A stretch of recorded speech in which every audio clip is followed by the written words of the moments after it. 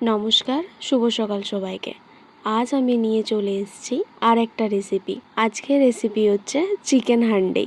Chicken handi বানানোর জন্য কি কি উপকরণ লাগছে চলো তোমাদের দেখিয়ে দিই।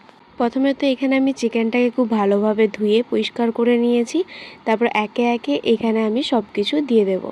যেমন এখানে আমি প্রথমে কিছুটা পেঁয়াজ ভেজে রেখেছিলাম, সেই পেঁয়াজ ভাজাটা দিয়ে তার মধ্যে দেব হলুদ গুঁড়ো, কাশ্মীরি লঙ্কার গুঁড়ো, ধনে গুঁড়ো, জিরে গুঁড়ো আর পরিমাণ মতো নুন।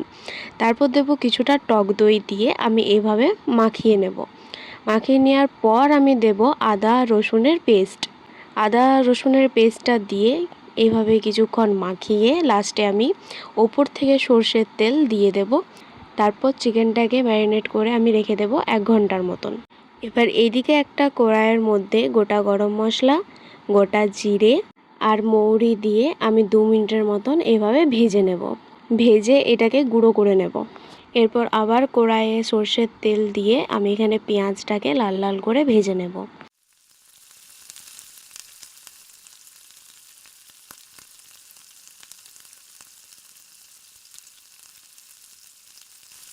তারপর দিয়ে দেব বড় বড় সাইজের 2টো টমেটো।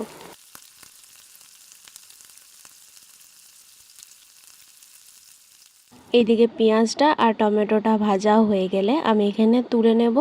এবার তুলে আমি এটা মিক্সিতে পেস্ট বানিয়ে নেব। তারপর এইদিকে আমি হাঁড়িটা চাপিয়ে নেব। এবার হাঁড়ির মধ্যে পরিমাণ মতন সর্ষের তেল, শুকনো লঙ্কা দিয়ে আমি এখানে যে পেঁয়াজটাকে ভেজে রেখেছিলাম সেই পেঁয়াজটা দিয়ে দেব। তারপর দিয়ে দেব আদা রসুনের পেস্ট।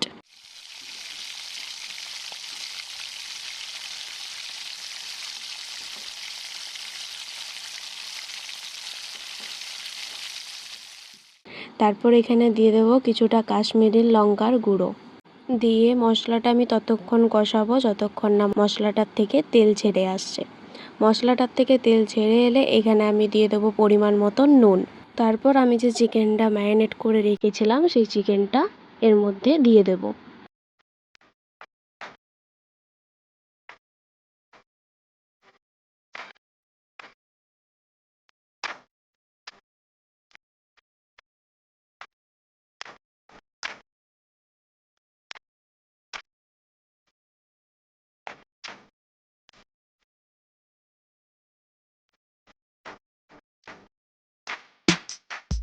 এখানে আমি যে পেঁয়াজ আর টমেটোর পেস্টটা করে রেখেছিলাম সেটা এর মধ্যে দিয়ে দেব।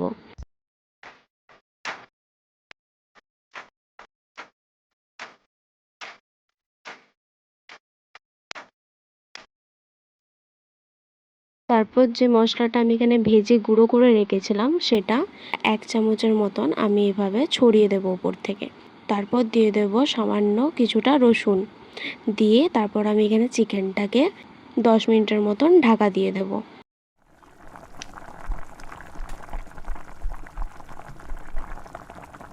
তারপর এখানে দিয়ে দেব কাঁচা লঙ্কা কুচি, ধনেপাতা কুচি আর সামান্য মেথি।